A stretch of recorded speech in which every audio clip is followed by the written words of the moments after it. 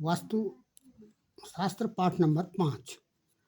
इस समय नैऋत्य कोण, जैसा कि किसी भूमि में भवन निर्माण या कंस्ट्रक्शन वर्क के लिए हम वास्तुशास्त्र को भी देख रहे हैं।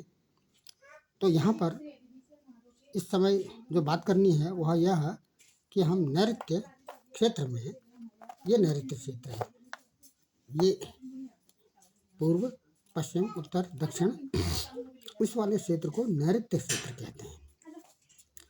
इस नैऋत्य क्षेत्र के जो स्वामी ग्रह हैं वो राहु और केतु हैं। राहु और केतु हैं। अब यहाँ पर ये जो मुख्य द्वार है, यदि पश्चिम की ओर यदि इसका ज़्यादा स्थान है, ये वास्तु दोष पर पहले चर्चा करनी है। पश्चिम की ओर अगर मुख्य द्वार का क्षेत्र अधिक है तो ऐसी स्थिति में पुरुष को संकट आने की संभावना रहती है। यदि ये दक्षिण की ओर मुख्य द्वार का झुकाव है तो स्त्री संकट आने की संभावना रहती है। ये दोष है, दोष के बारे में वास्तु दोष है, इसलिए यहाँ पर मुख्य द्वार नहीं बनाना है। यदि बन गया है तो इस प्रकार के दोष उत्पन्न हो सकते हैं। और इस नैऋत्य कोण के नीचे पानी की टंकी या बोरवेल या कुआं यदि हो तो इसको वास्तु दोष कहते हैं। इसको वास्तु दोष माना जाता है। इसलिए ऐसी स्थिति में संतान को कष्ट होने की संभावना रहती है। अब चूंकि हमारा मुख्य उद्देश्य कॉन्सेप्ट को समझना है, इस नैऋत्य कोण, नैऋत्य क्षेत्र के इस क्षेत्र के जो स्वामी ग्रह हैं वो राहु और केतु हैं और नैऋत्य देव इसके रक्षा करने वाले हैं। नैऋत्य देव, इसको दिक्पाल भी कहते हैं। और मधुसूदन इसके भगवान हैं, इस क्षेत्र के मधुसूदन। और शिव की भी दृष्टि इस क्षेत्र में पड़ती है। तो इसलिए इस क्षेत्र में क्या कार्य करना चाहिए और क्या कार्य नहीं करना चाहिए, उसके लिए हमने सबसे पहले राहु के गुण स्वरूप और इसकी प्रवृत्ति और प्रकृति पर इस पर चर्चा करना जरूरी है। राहु ये तमोगुणी ग्रह हैं और इनका वर्ण काला है, वायु तत्व के ग्रह हैं।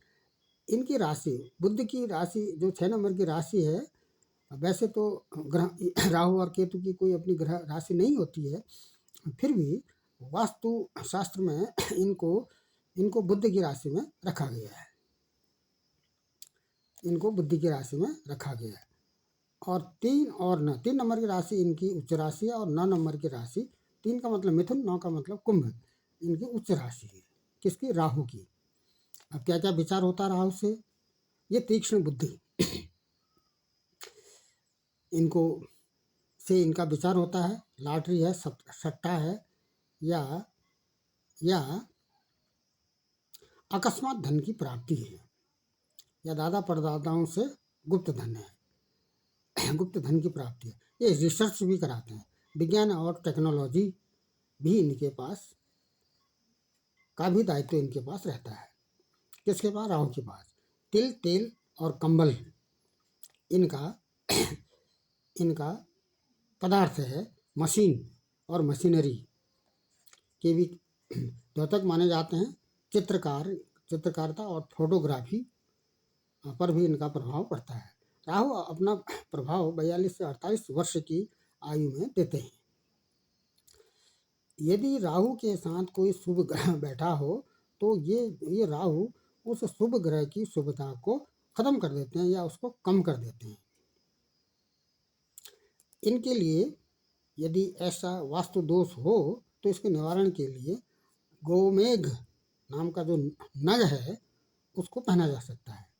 ऐसी स्थिति कब आएगी? जब राहु पीड़ित होंगे। पीड़ित होने की स्थिति में ये जो यहाँ पर थोड़ी देर पहले जो बातें हुई थी, इस प्रकार की स्थितियाँ यहाँ पर राहु के लिए बन जाएंगी, तो ये दोष उत्पन्न हो जाएगा।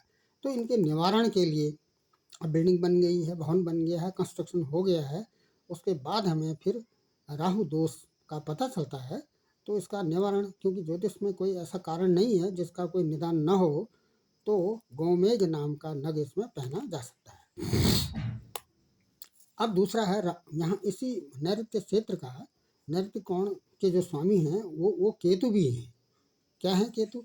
ये भी एक क्रूर ग्रह हैं, क्रूर ग्रह हैं और तमोगुणी हैं, और इनके पास गुप्त शक्ति भी इनको माना गया है। गुप्त शक्ति के भी ये कारक हैं। कौन? केतु के बारे में बातें हो रही हैं। और गुप्त शिक्षा भी इनके पास रहती है।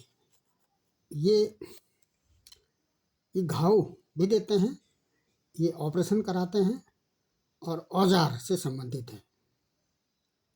स्पष्ट है, यदि केतु पीड़ित होंगे तो शरीर के किसी भी अंग का ऑपरेशन हो सकता है, या कैंची चिमटी शरीर में चल सकती है, औजार चल सकते हैं।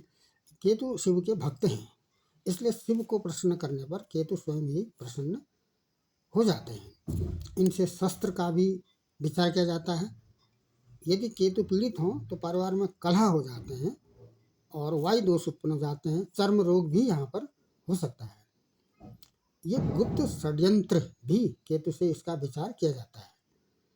12 नंबर की जो राशि है ये गुरु की राशि है, और केतु को भी इसी राशि का स्वामित्व दिया गया है। केतु अपना प्रभाव 27 वर्ष से 54 वर्ष के बीच में, जब किसी जातक की उम्र 27 वर्ष की हो से लेकर के 54 वर्ष के बीच में हो, तब ये केतु, पीड़ित केतु अपना प्रभाव देते हैं, या शुभ स्थान पर बैठे हुए शुभ फल देने के लिए सक्षम रहते हैं। कौन? केतु। अब हम यहाँ पर राहु और केतु को विस्तृत, राहु और केतु के क्या दायित्व हैं और क्या इनसे फल विचार किया जाता है, ये तो शुद्ध रूप से ज्योतिष का अंग है, लेकिन हम वास्तु शास्त्र में राहु और केतु को इसलिए जोड़ रहे हैं क्योंकि राहु और केतु नैऋत्य कोण के दिशा के स्वामी हैं। जैसे पूर्व दिशा के सूर्य हैं, पश्चिम दिशा के शनि हैं, और दक्षिण दिशा के मंगल हैं, उत्तर दिशा के बुध हैं, ईशान कोण के गुरु हैं। इस पर विस्तृत चर्चा इससे पहले हो गई है। तो इसी प्रकार से इस क्षेत्र के जो स्वामी हैं वो राहु और केतु हैं। जब हमें राहु और केतु के बारे में, ये पीड़ित हैं या अच्छी स्थिति में हैं, या इनका गोचर शुभ गोचर है, इसके आधार पर क्या हमको करना चाहिए, इस क्षेत्र में क्या बनाना चाहिए? बेडरूम यहाँ होना चाहिए, और ऑफिस बनाया जा सकता है, क्योंकि ये जो केतु हैं वो इंजीनियरिंग से भी संबंधित हैं, गूढ़ रहस्य से भी संबंधित हैं, रिसर्च से संबंधित हैं, और भारी सामान यहाँ पर रखा जा सकता है, बाथरूम बनाया जा सकता है, स्टोर रूम यहाँ पर बनाया जा सकता है। ध्यान ये रखना है कि इस क्षेत्र को खुला नहीं रखना है, खाली नहीं रखना है, इसमें भारी सामान रखना है।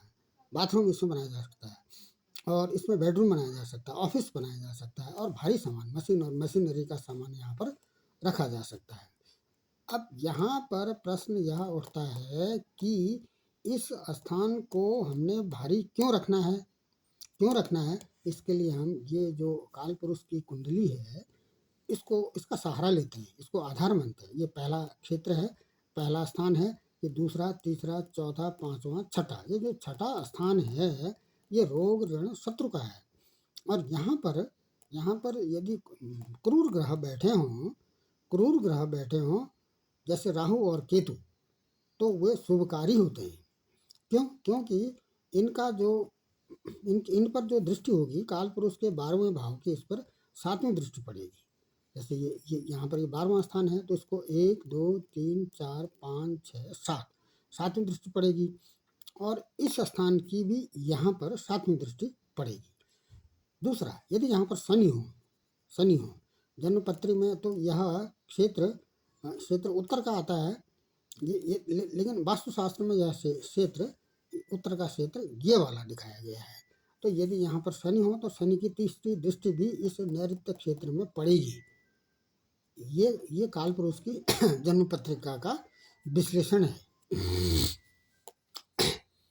अब इसमें इसका सारांश इस तरह से किया जाना है। नैऋत्य क्षेत्र में बेडरूम होना चाहिए या बाथरूम होना चाहिए, ऑफिस होना चाहिए, मशीनरी का सामान होना चाहिए, इंजीनियरिंग सामान यहाँ पर रखा जा सकता है और स्टोर रूम इसको बनाया जा सकता है, लेकिन इसको खुला नहीं रखना। इस क्षेत्र को खुला नहीं रखना और यहाँ पर गेट और दरवाज़ा भी नहीं बनाना है। यदि यहाँ पर मुख्य द्वार होगा तो यदि पश्चिम की ओर उस मुख्य द्वार का क्षेत्र अधिक पड़ेगा तो पुरुष को संकट आएगा। और ये दक्षिणी क्षेत्र पर, क्योंकि दक्षिण और पश्चिम के बीच के क्षेत्र को नैऋत्य कहते हैं, इसके स्वामी मधुसूदन भी हैं। इसके जो दिक्पाल हैं, जो इसके भगवान हैं इस क्षेत्र के, वो मधुसूदन हैं। जैसे ये आपके आदित्य हो गए, ये माघव 12 हो गए। और यहाँ पर पुनः इस पर विस्तृत से बात करना उचित नहीं है, क्योंकि ये टॉपिक तो इससे पहले विस्तार पूर्वक हो गया है। तो यहाँ पर भगवान मधुसूदन की भी इस क्षेत्र में कृपा बनी रहती है। तो इस क्षेत्र पर अगर अधिक झुकाव होगा पश्चिम की ओर, मुख्य द्वार, पहले तो मुख्य द्वार यहाँ पर बनना नहीं है। अगर बन गया है तो उसका झुकाव यदि इस तरफ की ओर है, पश्चिम की ओर है, तो पुरुष को संकट होगा। दक्षिण की ओर अधिक क्षेत्र घिरा हुआ है तो इससे स्त्री को संकट होगा।